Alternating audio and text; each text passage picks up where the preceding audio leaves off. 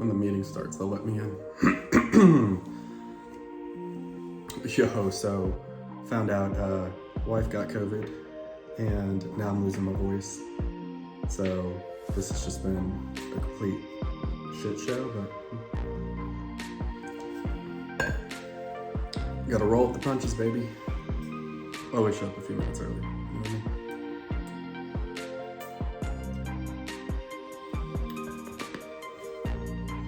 Oh, I feel like my voice is going away. Here we go.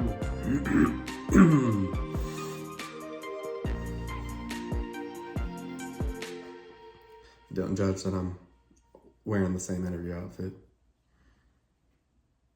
It's dapper. You guys definitely owe me for these, okay? So make sure you like, subscribe, do those things, share it, help other people find this content. Hopefully it helps you land your next job.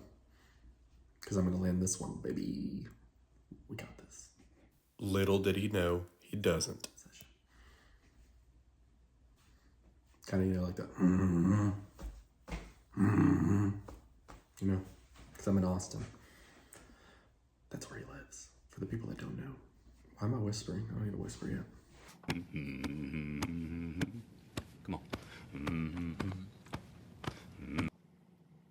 Nobody's asked me about, the book I published, and it's on my resume, as well as, the podcasting stuff. It makes me wonder if I should leave the microphone, because it's in their view too, but we'll see. Whatever. We'll see. Oh, I see you guys checking out the new dude too. See that? Yeah, looking nice. All right, we're like a minute away. Gotta get serious now. A few moments later. Hi. Hi, how are you doing? I'm good. How are you? Doing well. This is exciting. One second. So I'm in a hotel. I'm at ASCO right now, so it's like a makeshift. I don't know what's going on here, but how are you doing? I'm doing good. Funny that though I found out earlier today, around lunchtime, that my wife is positive for COVID out of nowhere. So we all thought we just had this random cold. I tested negative. She's positive. Don't know how that happened, but we're pretty sure our son brought it from daycare. I hear about that all the time, where one spouse is negative and one is positive. So hopefully you remain negative, and hopefully she's not feeling too bad. Yeah, that's what I'm hoping it gets over pretty quickly. Yeah, my brother just had it last week, and now my niece has it. So it's just kind of. I'm sad to say I think it's our new normal. Yeah. So anyway, but thank you for taking the time to meet with me on such short notice. Yeah. And just really appreciate having the opportunity. Sorry, these emails are going to keep popping up. To get to know you a little bit. Yeah, definitely. So really just a quick introduction on myself. So I'm Brittany and I lead the sales team here at EMD Serono. I've been here, it seems crazy to say, but I've been here a little over 7 years, which is just, I can't believe it. The reason, and I just want to be really transparent, so this particular position is open.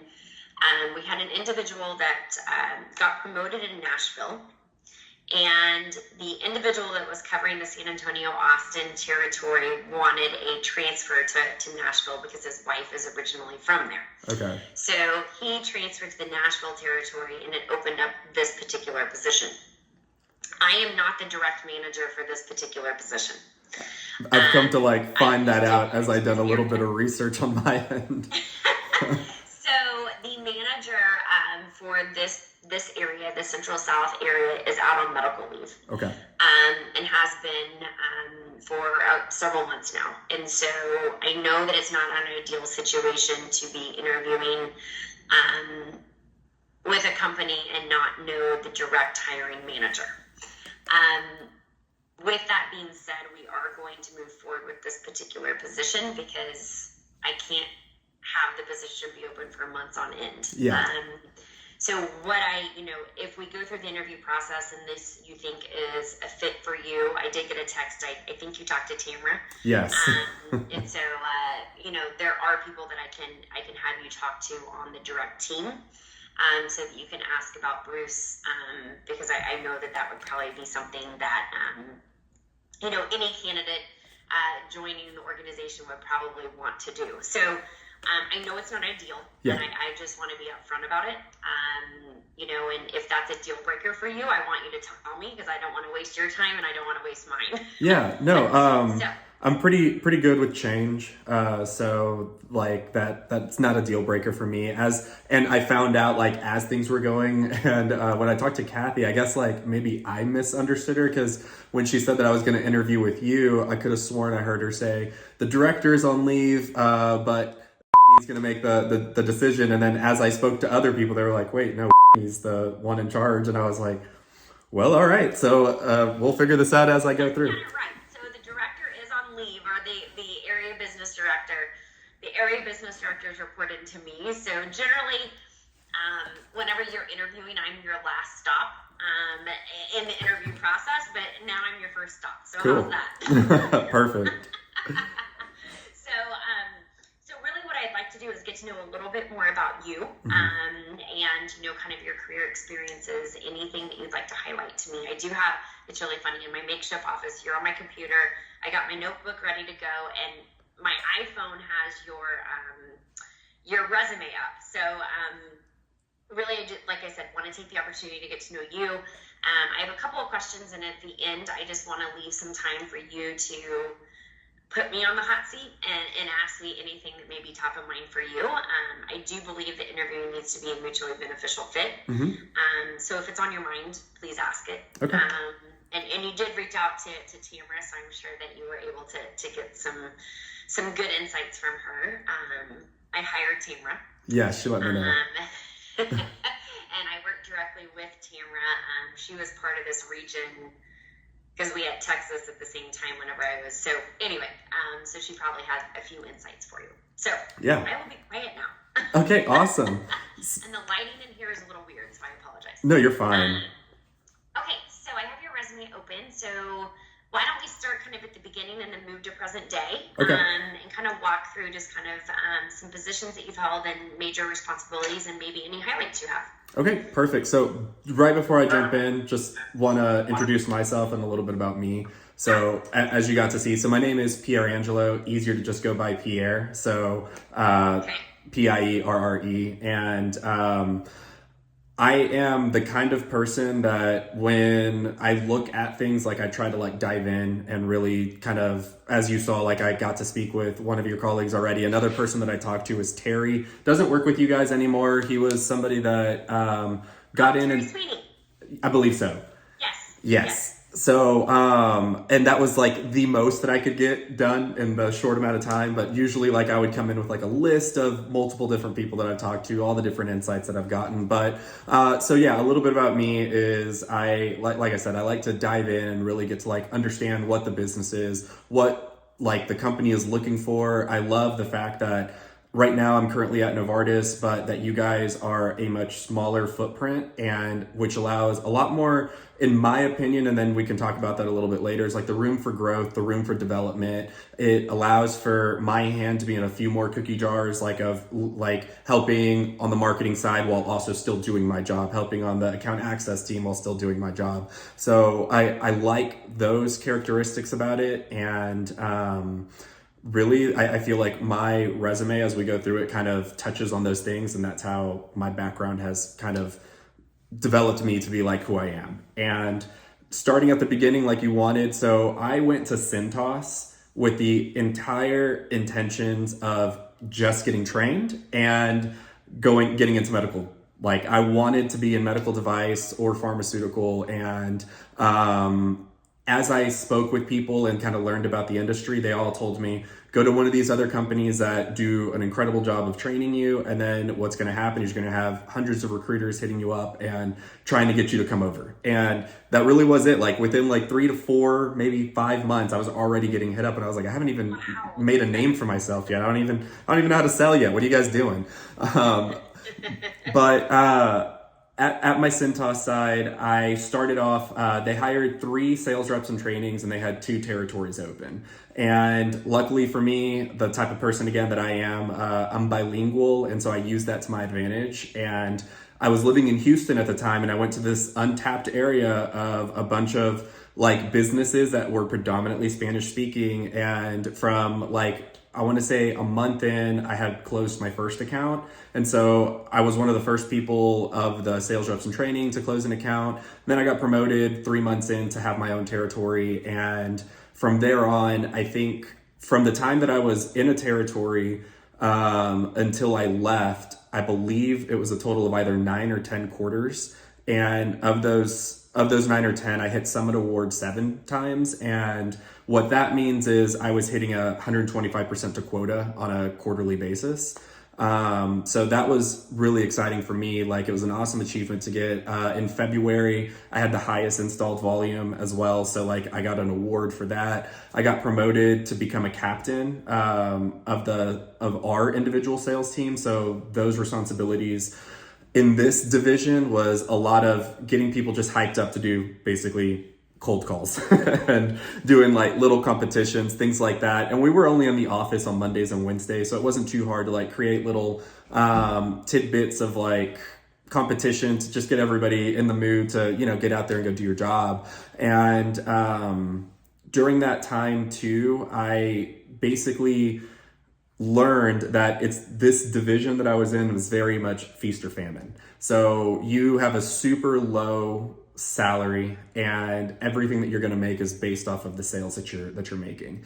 And that was said to be true as well at Stryker, because it was all basically 100% commissions. But when I finally kind of felt like I had enough awards and accolades that really kind of separated me from other people, that was when I started to look and go, okay, I'm ready to get into the medical device realm. Let me see who I'm connected with on LinkedIn and see if I can start benchmarking with somebody. The crazy thing was the very first person that I found that I had a direct connection with was a hiring manager that I didn't know, but I messaged them and I said, hey, I'm in this field. I want to get into your field. Would you have a chance to, you know, benchmark with me and just answer a few questions on how I can get in? And literally his response to that was, I have an opening in Austin. Send me your resume. And I wasn't even ready. Didn't have a resume ready or anything. So like whipped together whatever I could and sent it over, got hired. And I'll preface the hiring with, I took a pay cut to go to Stryker, knowing that this is what I wanted to get into. I wanted to get into the medical realm of the sales atmosphere. And I was told that during the interview process, I understand that you're taking a pay cut. Year 2, you'll be back to where you were. Year 3, you'll never look back. And I was like, okay, cool. That sounds great to me. So I got hired on at Stryker as a full-on sales rep. So I didn't come in as an ASR. I had my own portion of the territory, an associate sales rep. Okay. So I actually, like, from day one, I had a number on my head that I had to achieve. And so what was awesome was at my time at Stryker, I finished valedictorian for our training class, which just meant like I had the highest score of the training class. And I also achieved quota the year that I was there. And because of that, I had a really great relationship with my senior rep. My senior rep had been in this territory for over 14 years. So he was burning and turning through his reps, and he was pretty much done with it. He was like, I really like you. I had a similar background. He also started at Cintas. So he was like, I know you're a hard worker, you're a hunter. So like, let's make this work. And for me to make that work, we had our daughter during the time that I was at Stryker.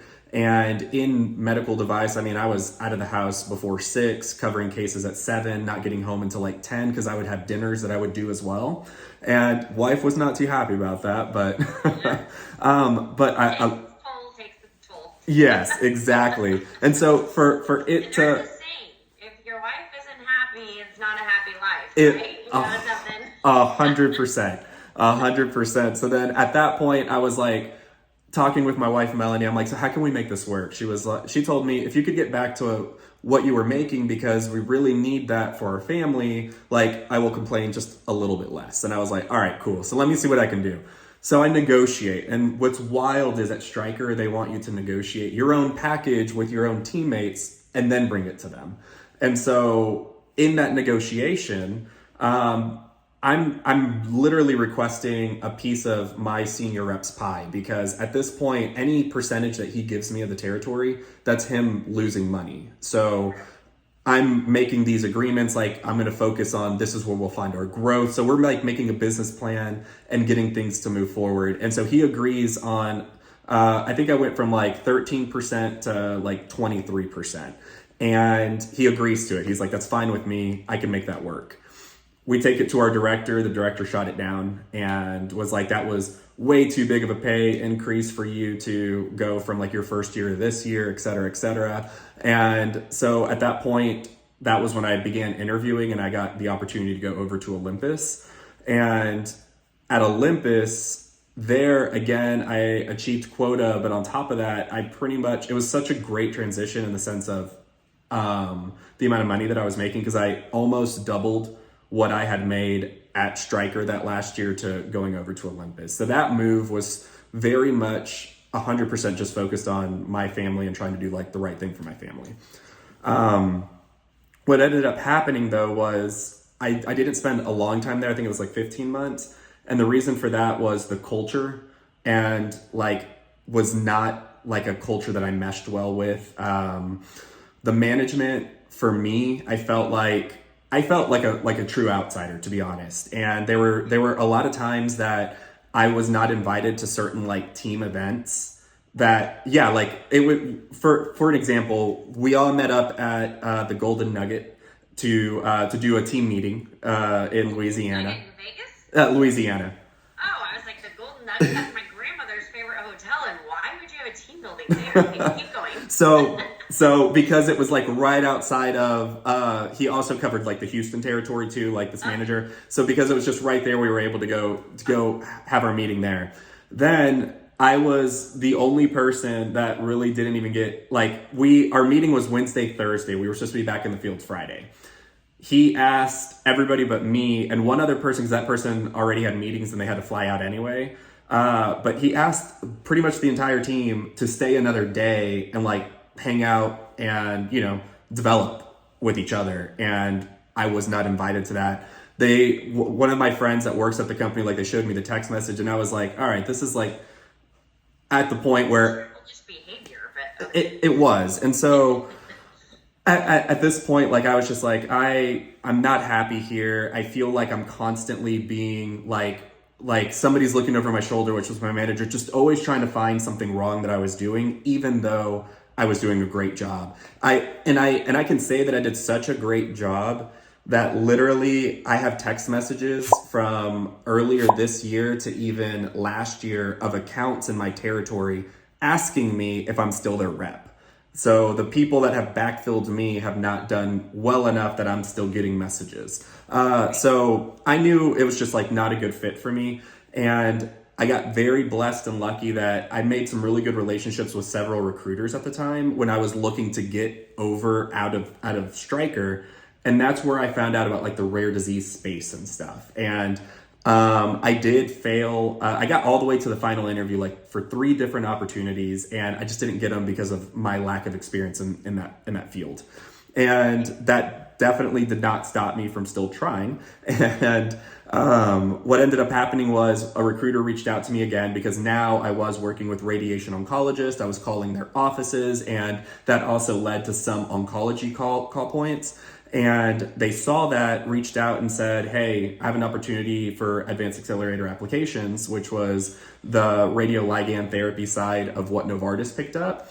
And they're starting a sales force. Do you want to apply for that role? And I was like, 100%, let's go.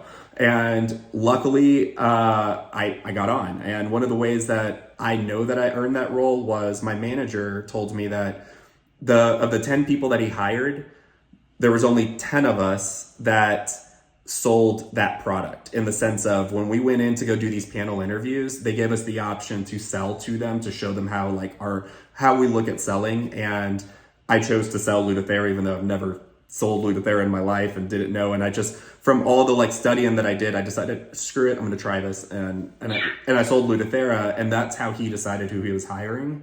So I got really, lucky, blessed, however you want to look at it, that they took a shot on me. And my time in this field now has been just amazing. I feel like I have created relationships with certain offices throughout my territory, which is the same territory that I would be covering in this role. Besides Houston, I ended up picking up Houston because our Houston rep left, and so they just ended up letting me like backfill it until they decided to hire, which they never ended up hiring. But during my time, like it was kind of like twofold for the fact that I was able to get into a lot of places. One, it was an exciting product that they wanted to hear about. So I got a lot of backdoor access that allowed me to start building relationships with certain offices that even my other counterparts that have been working at Novartis for, let's say, like 3 to 5 years had not seen that doctor face to face. And I was getting in and being able to build that relationship.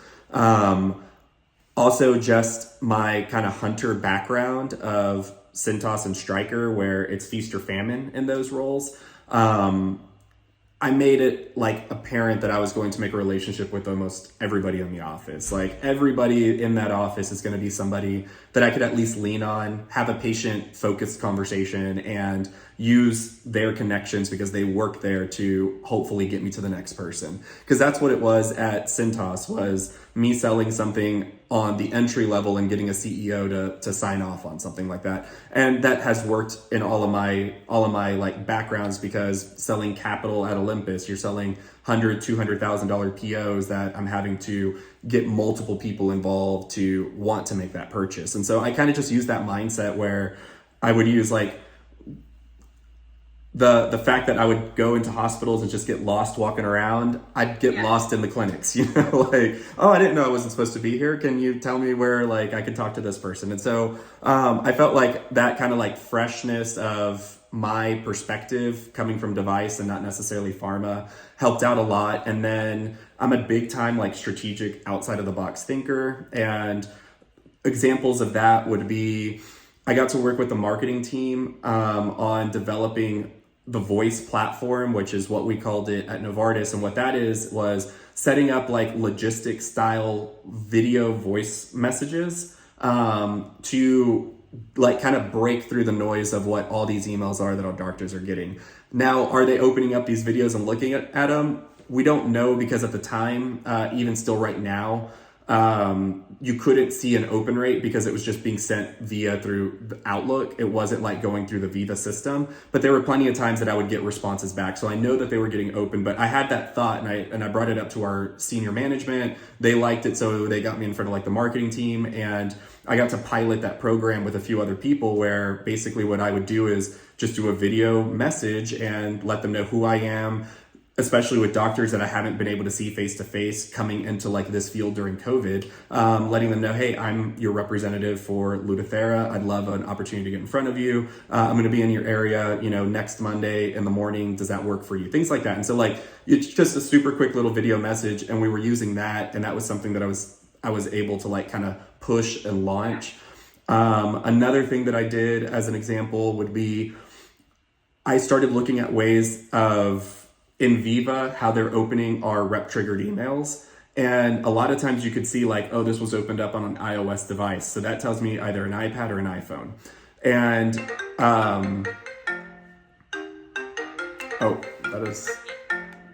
don't know how that happened. Oh, I was like, oh, wait, no. And then, so what I ended up doing was I figured out that you can make polls on Outlook. And it looks amazing when you open it on your phone. It literally so like a poll would be something like me saying, hey, I'm going to be in your area. Do mornings or afternoons work better? And then you have your little squares that they could pick. And all they have to do is click the square, and it automatically sends like me a notification of what they decided to choose on. And so I tried to like just make things easier in a way to figure out like how I could get in front of my doctors. Another thing that I would try as well was, again, I'm so used to being up early and still from like my previous roles of covering cases, that I would even say, can I catch you during your morning commute or afternoon commute? Like, I understand that your time is extremely, valuable, and you might not have a moment to get away from your patients during the day. could I get 5 minutes on your commute? And that worked multiple times where I was able to have a conversation with my doctors that way as well. So those were just like little ways that I was trying to think outside of the box to figure out how I could communicate with my physicians a little bit easier. And then one more big thing that I was able to kind of create that then went nationally across our division was when we first started and before Novartis purchased AAA, or I think it was like during like its momentum of going into the umbrella, the sales force, that I was on, they wouldn't give us the data. So they wouldn't give us the data in the sense of the scans that are the precursor to the patient getting identified for Lutathera, and they wouldn't let us know which physicians were currently referring patients to go get Lutathera, because they wanted to really see, like, is having a sales force necessary? My argument was, okay, don't tell me the physicians that are currently referring. How about you tell me which physicians are doing scans? Because with the scan, this is the whole precursor of, this is us identifying the patients. And finally, like, I was going back and forth with director, like via email, and finally I just asked, like, can I get like 5 minutes to have a conversation with you? Because I don't think we're not meeting eye to eye yet. And so I got on the phone with her and we had a conversation. She asked why I want the information. I said, this is just going to give me an idea of who at least understands that you need this scan for this disease. And if they're using this scan and they haven't referred a patient, why did they get the scan in the first place? So I used that method, and she really liked that idea because we were the first sales force. The people that opened up all of these treating sites before us were nuke med by trade. So they weren't salespeople. They weren't looking at the data and using the analytics. And so by using that, she realized, okay, wow, we can start really identifying key targets within these physicians that could refer patients, because this was a rare disease still. And so it helped us kind of really narrow that needle in the haystack like a little bit better. And that was another idea that I had that we were able to run throughout like the whole division. That's awesome. Well, congratulations. Yeah, thank you. Are you still at Novartis right now? Yes, so we are still employed until August 15th. They have opened up like internal roles that we could apply for. One of the ones that I'm in the interview process with is the strategic account management role. And then once this whole, are you aware of like what ended up happening? So Novartis, when they decided to go from the 3 pillars of what they are to innovative medicine, they decided in the radioligand division, which is the one I'm in, it was, let's look at prostate as our focus and not neuroendocrine tumor anymore. And so they basically are dissolving the neuroendocrine tumor side, but they're allowing us to essentially either get promotional roles for the new strategic account management roles that are available, or to get into like other divisions. And so because of that, that's when I started looking around like, okay, I'm going to still look to see if I could do something internal, but I'm going to open the doors to see what else is out there. And through just talking with different people, that's how I ended up being introduced to Shannon. Shannon pushed me along into this role. Then and so like using my network is how I've kind of like looked at all these other opportunities that are available right now. Okay, so a couple questions for you. Yes, ma'am. And very direct. So Shoot. here you go. August 15th. Do you have to stay until August 15th? No. Okay. The other question is the strategic account management. You're in the interview process and, it's a promotable role. So is that your preferred role? To be honest, like completely blunt, no. Yeah. And that's just because of the type of person that I am. I feel like if you would do this to like a team, and I get that like it's a business decision. Those are things that have to happen. Because of that business decision, now I'm learning of all these other opportunities. And I really like getting to know, and so Tamara, right? So you can call her, so it's really funny because Tamara, or I call her Tamara, but she goes by both. But a lot of people call her Tamara. So I call her Tamara. She goes by both, is what she says. I was trying to figure it out because Craig, which is my colleague that introduced us, he said, this is how you say it. And then his little voice message left afterwards. I was like, oh, great, now it's gone. But after like talking with her and getting to know a little bit more about Metco and Bavencio, like One, I think it's amazing that these products now both have first line indications. I think that's awesome. I also like the fact that you're able to, again, this is another space where doctors were doing a lot of wait and see. That's the space that I was in right now, which is a lot of wait and see. And I got like very passionate for these patients of pushing the physicians to get out of that comfort zone of waiting and seeing, because look at the data. And the biggest thing for like Lutathera with the patients that were wait and see was that data was just awful. These patients were progressing right under their physicians' noses, and they didn't see that. So I like learning about these products. Like I really enjoyed like reading a little bit more about it and understanding where they fall, the new indications that they have. And so to answer your question long-winded, like after getting to learn all these other things, the SAM role was more of me doing job security with Novartis. Okay, perfect. Okay, so as you think back over your career, and this is a hard one because you've had a lot of success, but what would you say your biggest career accomplishment is and why? So I would say it's multiform getting into this space. And I would say because I had multiple failures trying to get in once I found out what this space was and the rare disease side of it, speaking with multiple different reps in that space and getting to like understand the different kinds of like backgrounds that they're looking for. And my background almost never fit.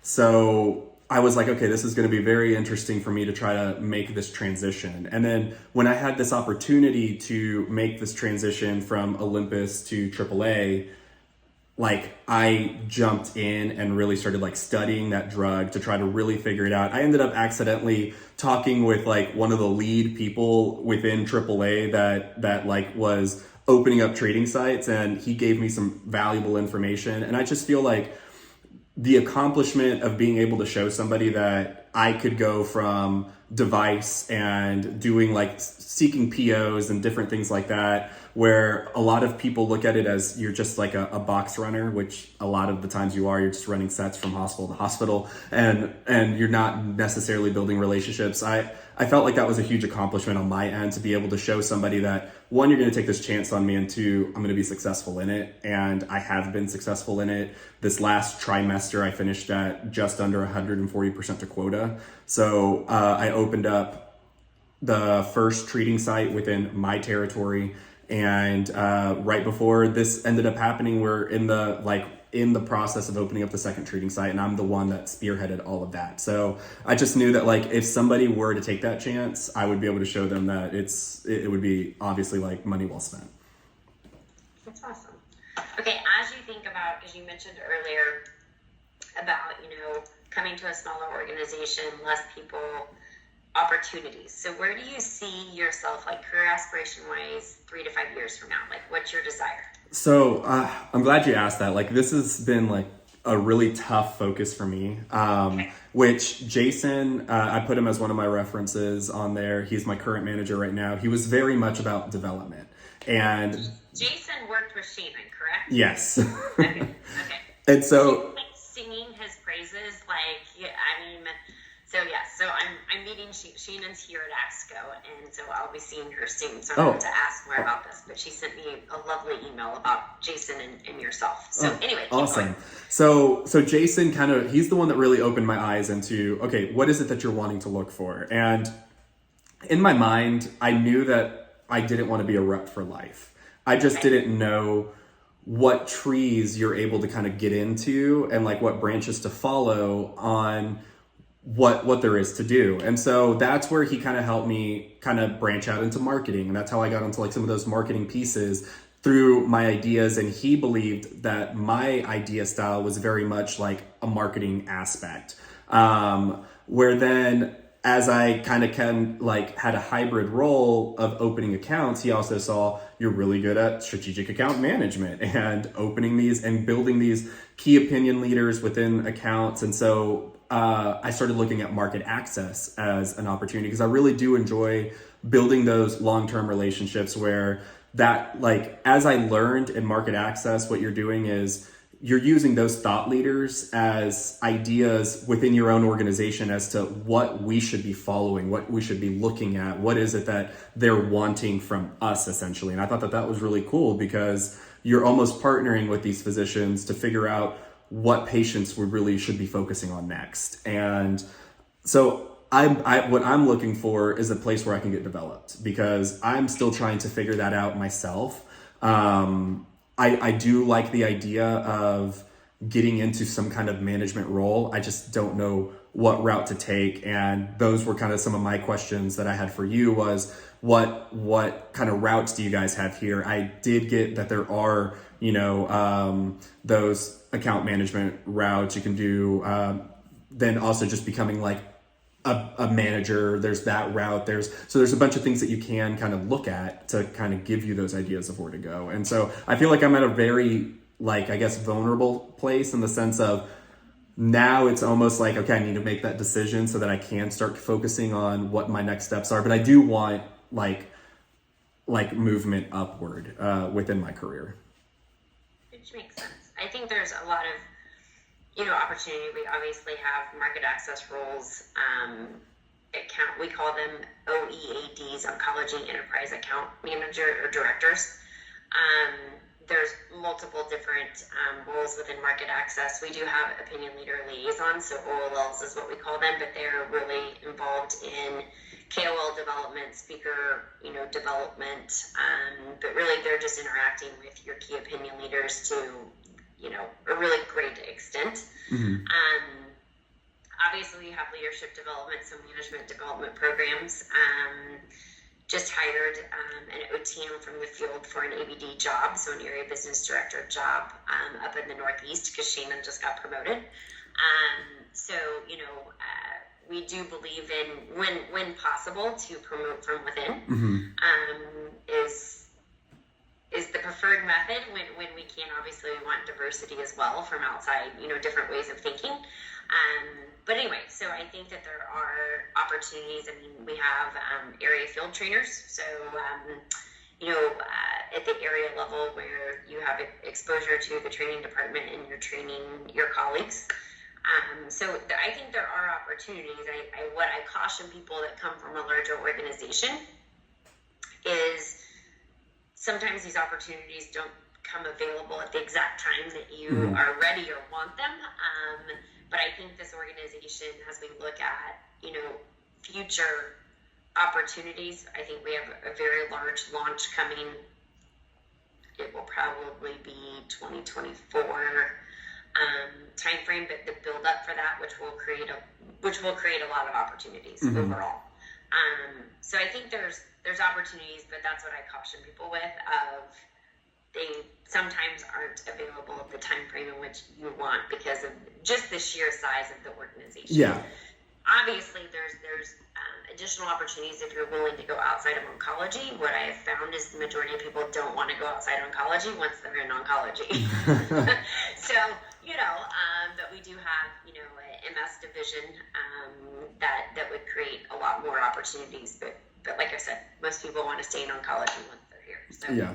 At least for me, kind of, to your point, like, I do want to at least show success, like, for more than like a year before I would look for something. Like, I would want success for like 2, possibly 3 years. And what I did learn from Tamara was that it's a great place here, because of the size of the organization, to really make a name for yourself, as well as get to meet a lot of these leaders and stuff, because the organization is a lot smaller. And I think that to me is great, because I'm not the type of person that wants to be like a cog in a wheel. I like to not fly under radars. I like, if I can, I don't want to be under the radar, whereas a lot of people want to like not have their name show up a lot. I would rather be somebody that people are like, who is this guy? We need to talk to him. Okay, so what would you say your 2 to 3 biggest strengths are? For me, I would say resilience, for one, because it's just been like instilled into me with where I developed my background. I would say the other one is just, like I mentioned before, being an outside of the box thinker, always being strategic about stuff. And I would say for like I try to figure out ways to be analytical about problems and situations, and using like the data. A lot of times in certain instances, like for this last role that I've been in, it's been really hard to look at a large group of data because it is rare disease, and the data that we were getting was all dependent on what the facilities and the areas were giving to like those third parties that we would buy that data from.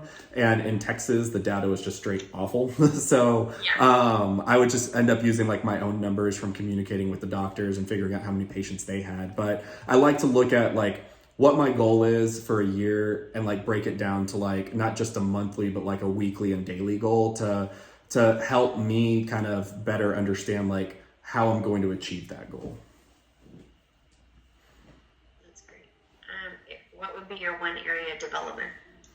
I would say I probably from the conversation that you've heard, I like to spin a lot of plates. So like I look at like a bunch of different things, and as I like focus on one thing, my mind thinks of a new idea, and that's why I like to share my ideas. I'm the type of person that if I'm gonna try something and I'm getting some success with it, I don't hold on to it myself. I like to let everybody else know about it, because my mindset is I'm the one that thought of it. Nobody's gonna do it better than me. So I'm not afraid to share that. But then like I also enjoy sharing it because then I can see if it's actually working while my mind is trying to figure out like another plan to do something else. So I feel like maybe sometimes I need to like focus directly on one item a little bit more.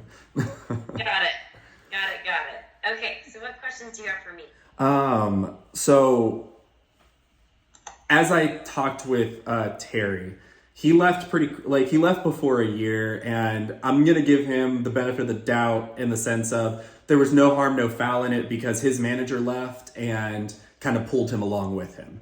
And that's how he kind of explained it to me. But right when he got started, there was what was like a decent layoff is what he was telling me. He went from like 60 people to like 45. It really shook some branches and people were scared. Tamara told me kind of like the same thing, but she said her manager stuck in strong. Maybe that was you. And there's been multiple growth since then. And like Bavencio has been amazing, and she's been like selling it for the last 5 years. And so for me, I guess my question would be, with COVID, as we were just talking about earlier, it's like kind of an everyday thing now. It's almost a norm. Have you guys at EMD like basically done with your shifts of, oh man, like we got to get leaner here, we got to get leaner there? Like, So I would say if you ask the head of healthcare, which he was newer at the time, if you asked him if he would have done the restructure that we did, if he would do it still, if he could go back and redo it, he would tell you no. So I think the disruption that it caused had a ripple effect that lasted a lot longer than I think probably any senior leader thought that it would, quite frankly. Which anytime you look at this research and whatnot, it has a profound impact. So I think one thing, we are so like with Bavencio, we had the strongest month we've ever had last month, which in May. Congrats. We are looking, and there's a new product, like I just alluded to, that is going to be our biggest product ever. And it's showing to be very, very promising. We just added 10 new headcount. So basically this particular position is for Bavencio and Tepmetco. We launched Tepmetco a year ago, and we have not had the uptake with Tepmetco. We were second to market. We went against Novartis, and Novartis had about 50 headcount at 50% of the time selling the competitor. Yeah, sure. We had 9. Tabrecta, is that it? Yes. Yeah. And we had 9 people. So, and you're second to market. Yeah. So what's the likelihood? So we did hire 10 people. It's a national sales force. That's what Shannon got promoted to lead. They are only promoting Tepmetco. Now, with that being said, they are going to overlap with the current structure, but they will not be, we didn't take away targets from the existing OTMs. So I'm very confident. I can never guarantee anything, but we are more in a growth and stabilization type phase. I mean, this happened over a year and a half ago. And, you know, there aren't any, I mean, let's return as much as we can to interacting with customers face to face. And let's, you know, have an impact, because we've honestly launched Bavencio in this indication as well as Tepmetco in a COVID environment. So we've done a really, really, really good job with Bavencio, but there's still room to grow in the maintenance setting in the bladder cancer space. So to answer your question, there has been, I think, within the Central South team, because the leader did leave, the leader was wanting career advancement, and I love the leader. The leader wanted my job, and felt like he could get more career advancement elsewhere. And that team did turn over a lot, and a lot of them followed him to where he was going, and then others went other places. But you know, the team is in place, and it's a strong team. And they really haven't had that turnover, you know, like people have come on board, and it's been good. I think with Bruce being out, the team is really, they were close before, but they've really come together, and they're like, Whitney, whatever you do, please do not break us apart. So, you know, like, they want to stay together. I do think it's a team that cares deeply about each other, and they want each other to be successful. That's awesome. So that's what I would say. I think, you know, with as we look at, you know, a future product, which will be in head and neck, there will be an expansion at that time, but that's not until, like I said, it's not going to be until, you know, the end of 2024, which is a ways away. Yeah. You know, so I think, but right now we need to grow where we are. We are not going, I mean, with the 42 that we have, we're as lean as we can possibly be, and there are certain geographies that we're too lean. Like, you can't get to all your customers. So I was just making a pitch to our global colleagues saying, we're leaving business on the table. And they're like, if you can tell us what we're leaving on the table, and if you can put together a pitch, we'll hear it. So if anything, there's a possibility where there could be headcount added to the existing 42, which I'm not too hopeful, but I'm going to give it a shot, and see what I can do. So in terms of reduction, I'm not worried about that. What I would say is I want to be methodical and thoughtful about how we add. I do not want to be, no offense, I do not want to be a Novartis or a Pfizer, which we are in a collaboration with Pfizer, where we have 8 people in the same geography or the same small territory. I don't think in this space in oncology, that's the most successful model. And that's my opinion. No, I highly agree with your opinion. I thank you for that. I completely get, like, whenever it comes to, like, the spaces that I've been in, like, having as many people as you can to go do it. But, like, in RLT where I was in, my territory was basically, so Austin, San Antonio, the Valley, which is this. But when it came to Novartis and their other oncology divisions, there was the San Antonio that covered the Valley, and there was Austin that covered all the, like, the outskirts of the Austin area. So you had 2 different territories. I covered both of those territories, and then there was reps. There was like 3 or 4 reps almost selling the same product within that Austin territory. And I was just like, how are you guys doing this? This isn't, like, even with the size of my territory, this is where I feel comfortable, because I do have enough call points. At a certain point, you don't have enough call points anymore if you just have this tiny little territory. You're tripping over each other, and then they're like, well, who do I call for? And I'm just like, I don't know. Yeah. So I think right now we have more of the issue of some of the geographies are so large that you can't get to everybody. Do I have a fix for that right now? I don't.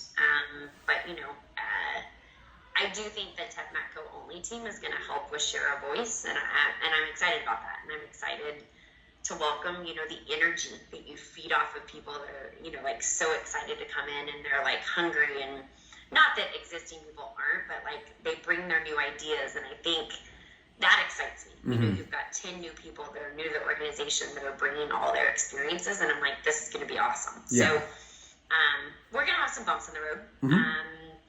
I have no doubt about it. But, you know, it's how we manage through those with this new team. I think we'll be fine. No, perfect. The other question that I had, as I was kind of learning about the role, and it was asked when I was doing the phone screen with Kathy, was the specialty pharmacies and how often are we working with the specialty pharmacies? I'm aware of the ones that we have in my territory, but from my understanding, a lot of times like at least with like Topa, they already know who they're using, and it's almost like oh, I want your drug, okay, I'll just send it over. And For me, there isn't an expectation like what we say you need to call on these specialty pharmacies, or that's not a primary focal point for, with TEPMETCO or, most people. What I would say is whenever I was in this space as a rep, if it was a local specialty pharmacy, I would meet with them to have coffee because of the amount of knowledge that we could share back and forth. We can't share calls, we can't, all of that. But specialty pharmacy wise, it's kind of up to you and what you think would be beneficial within your specific space. Like if you've worked very closely with them in the past, you have a good working relationship and you found it to be beneficial, great. But Topa is going to use their in-house dispensing. They're going to, that most of the time, unless, a lot of insurance is dictating that you've got to go certain places. But, we don't really go that far into specialty pharmacy, if that makes sense. Yeah, that answers the question. Yeah. And then when it comes to Bruce, just from like when do you think he'll be back? And from you having worked with him, can you kind of give me like what his management style is? Just an idea of that. So it's hard to say exactly. It's been extended, and right now, I'm not anticipating him coming back until the end of July. But that can change. It's changed once. So what I would say about Bruce is a people person. He cares very deeply about his people. He takes a lot of time to get to know you, what's important to you. He's very much about career development. I do think has built a very strong culture and team within the Central South. Being an outsider and kind of looking in, I think the team enjoys working with him and they enjoy his leadership style. I would say he's pretty transparent in terms of he probably over communicates versus under communicates, but I don't think he over communicates too much, if that makes sense. Yeah. But he will be in he is, like I said, a people person. Like he will be in contact and he will be, talking, checking in, those types of things. That's what I would say what I would say about his leadership style. Okay. Yeah. Cool. Awesome. The training. So I did find out that Tamra is an AFT, and so she kind of gave me an idea. It was gonna be she said 3 to 4 weeks of home study, possibly one of those weeks, if you guys are up for it, it would be live in Massachusetts. But so I just kind of wanted to get your opinion on it. So the TEPMETCO team is going into Rockland, which is where the home office is. So they will be spending Tuesday through Friday going through training. Right now we have, due to some promotions and whatnot, we had one person go over to the TEPMETCO team, so that opened up her position. So we do have several people that we've extended offers to. This is our last opening. And so what my hope is that I can get this position filled relatively quickly so that the training class would be 5 people, because I think going through training with 5 people is better than 1. Yeah, definitely. Oh man. Because then and if it's 5 people, I'd really like to bring the class into Rockland, and it would probably be they would probably do one of the products in Rockland, and then the other one would be virtual, so that way you wouldn't have to be there too long. So home study would probably be about 4 weeks, and then I would assume that we would do a live portion, because I always think coming in, meeting people live, seeing the home office, getting to know, there's a benefit, right? Yeah, definitely. So I think, I would anticipate being the live portion 3 to 5 days max. And then the other part of that would be done in a virtual capacity. Okay, cool. So, I mean, beyond that, I mean, you answered my questions earlier about the COVID and the pivoting that you guys have done during that time. And then they kind of, or Tamara explained a little bit of some of the quick pivoting that you guys did, which she said that's another reason that I really am like excited about this opportunity is the fact that our voices are heard, the ideas that we have are heard, and if it's a good idea or anything, a lot of times you guys make those shifts because it's what you're getting from the field, whereas again, at Novartis, you're a cog in the wheel. It's like, just do what you got to do. Don't ask questions. I was at GSK for 14 years, and I always say, like, I loved my time there. Don't get me wrong, but I'm like, if you had an idea and you wanted to do something, like, it was like moving the Titanic, is what I always said. So it always took a long time. Yeah. So, based off of my background and everything, I'm just curious, do you believe that, like, I have the capabilities of being able to perform the role? I do. I would like to have, if you were wanting to progress, I would like to have a situational interview with you, just to kind of go through, and I promise it won't be bad. I know every time that comes up, it's like, oh God, but it will be pretty harmless, just to kind of better understand your thought process. But no, I don't have any concerns at this time, and that would be the next step within the process. Like I said, I'm looking to move very quickly. So I'm not going to belabor this process. Yeah, no, definitely. I'm open right now, so like that's exciting for me too. It's cool to understand that like I don't know.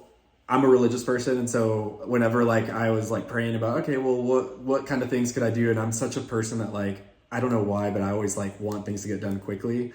And then, like, when this happened, I was like, well, I guess prayer just got answered because I'm like, they're already ready to do the next interview. And then, as you're saying, like, you're ready. So when would that situational interview happen? So, excellent question. So,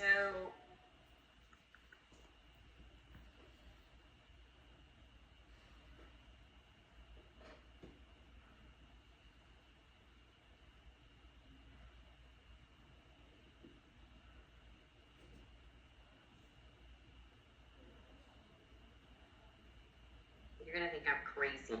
Do you have time tomorrow? Would it be, do you have time in the morning? I'm in a meeting. We have an all-hands meeting I have from 8:30. You're Central. Yeah, I'm Central. I'm in Central. Normally I'm in Mountain. So I'm in a meeting from 8:30 to 11. Okay. No, so as long as, like, I could do anytime after 11, just before 2:30, because I'm still running a few appointments that I had like left on my calendar, and I have a 3 o'clock that I just have to leave to get there in time. So I could do tomorrow if you have an opening like early afternoon. So can we do 1? Does that work? Does that give you enough time or not? Yeah, that should give me enough time. Or I can do 12:30. Does that work better? One's fine. Like, okay. Yeah. So 1 p.m. Central Standard Time for me. Do what? 1, like my time, CST. Yeah. Okay. Yeah, because you're Central. We're both Central right now. Okay. So I will send you a meeting invite for 1 o'clock tomorrow. Awesome. Like I told you, I'm not wasting any time. So then let's say that goes extremely well. What is the time frame looking like? Because obviously, so I would assume, obviously, like background check after offer, all that goes through. When's your anticipated start date? As soon as possible. So basically, like as soon as like the background gets cleared. Right. Cool. Yes. Cool. Because like I said, if I can, I would like to get the individual hired so that they can be with everybody else. Yeah. And your offers have already been extended and accepted. Now again, I won't rush it so much that it doesn't make sense, right? Yeah. So yes. So after, and I can, in the meantime, if you'd like to talk to members of the team, Yeah, that'd be cool. I can try to reach out to them, and then maybe tomorrow give you, I'll give you Griffin's number, who Griffin used to have this territory. And then, and they both obviously work for Bruce. And then Griffin was brought on with me, and then now he works for Bruce. So, and then Fergie, who's the Houston rep, her name's Angela, but she goes by Fergie. Fergie is the Houston rep, and Bruce hired her. And they've worked together for a little bit of time now. So I think those would be two good people to connect with. So how many reps does Bruce have? And either they'll reach out to you or I can exchange their numbers tomorrow whenever we touch base. Okay. But in the meantime, I'll work on that in between everything and then somehow get you numbers or have them reach out. Perfect. And then how many reps would be on my team? With There's eight under Bruce. Okay. Yep. Some teams have 9, some have 8. Okay. So the Central South has 8. Awesome. Okay. Perfect. All right. Well, let me know if you need anything. I'll send you a meeting invite right now. Otherwise, I'll forget. And I will talk to you tomorrow. All right. Perfect. Thank you so much. All right. Thank you. Take care. Bye. Bye.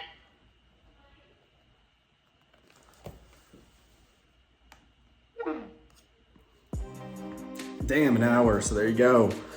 Whew.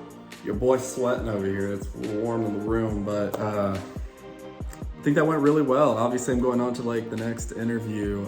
You guys take it for what it is. I think that I answered things very openly, concise. I tried to kind of weave my background obviously into what it was. I don't know if you guys noticed, but at the very beginning, I started off by explaining who I was and the dynamic of the type of person that I am that allowed me to do the things that I was doing. But again, there's another one that nobody asked me about, the YouTube content creator. I got social media influencer on here. I got podcasts. Nobody asked me about it. And it's okay, because if I can fly under the radar on that bit so I can keep doing this with you guys, that's what I want. I don't want somebody to tell me no. And it seems like with the smaller organization, I should have a little bit more leeway on what I'm doing. I'm just this time not gonna ask, because it is what it is. But all right, guys, I hope you guys enjoyed that interview, took some notes, figured out what I did wrong, what I did great, what you would do different. Just doing this so that you guys have the capability to understand what these interviews are like. So these are interviews for high 6-figure opportunities. I'm talking the 170K mark, okay? So take it for what it is. Sometimes the striker interview process is harder and you didn't get paid that well, but it's another story. But hopefully you guys enjoyed it. I'm glad I was able to do that. And I'll see you about tomorrow's situational interview. Let's see how that goes.